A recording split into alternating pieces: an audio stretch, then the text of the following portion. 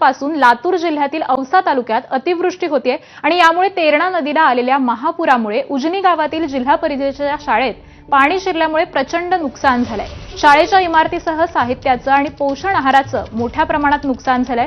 गेल्या 4 दिवसांपासून ही शाळा बंद आहे आणि यामुळे शेतकऱ्यांसह विद्यार्थ्यांचं देखील महापुरामुळे शैक्षणिक नुकसान होत आहे। मुख्यमंत्री देवेंद्र फडणवीस आज या उजनी इथं जिल्हा परिषदेच्या शाळेला भेटही देणार आहेत आणि याच शाळेमधून आढावा घेतलाय आमचे प्रतिनिधी डॉक्टर संजय महाजन यांनी।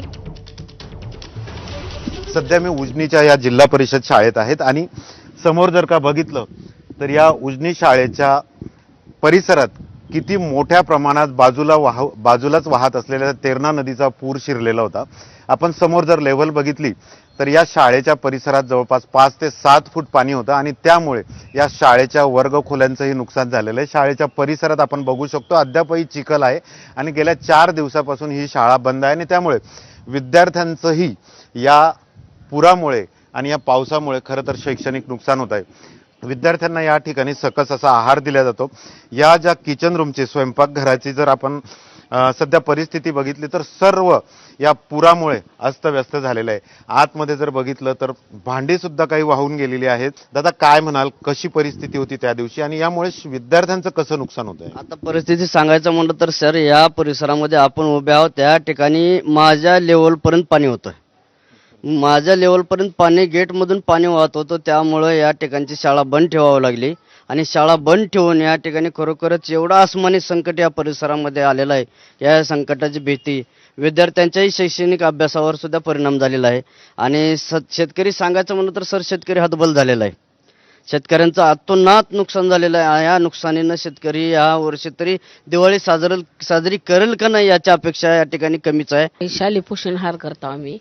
सगळं पाणी पहिल्यांदाच आले किचनमध्ये पाणी, ही मोठे मोठे साप येऊन बसायला लागले तिथं, तर ह्याची व्यवस्था करावी। तुम्ही काय म्हणाल, या ठिकाणी मोठ्या प्रमाणात पूर आला होता, कशी परिस्थिती होती? एकदम नुकसान झाले, विद्यार्थ्यांचंही नुकसान?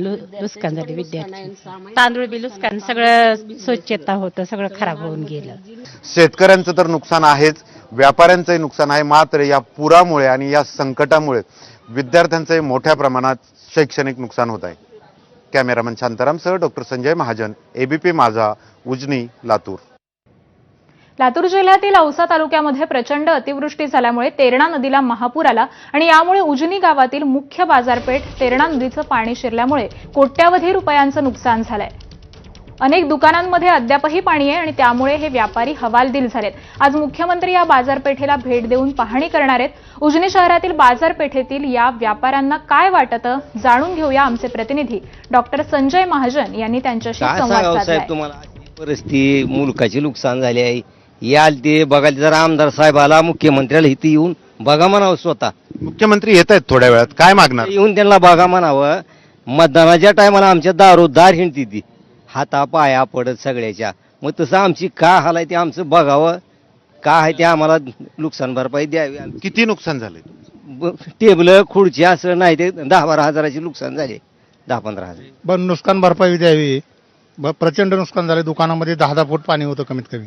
रात्री अचानक पाणी आल्यामुळं काढता यायला नाही सामान, 2-2.5 पासून पाणी वाढलं, त्याच्यामुळे लोकांना काय समजलंही नाही काढाच।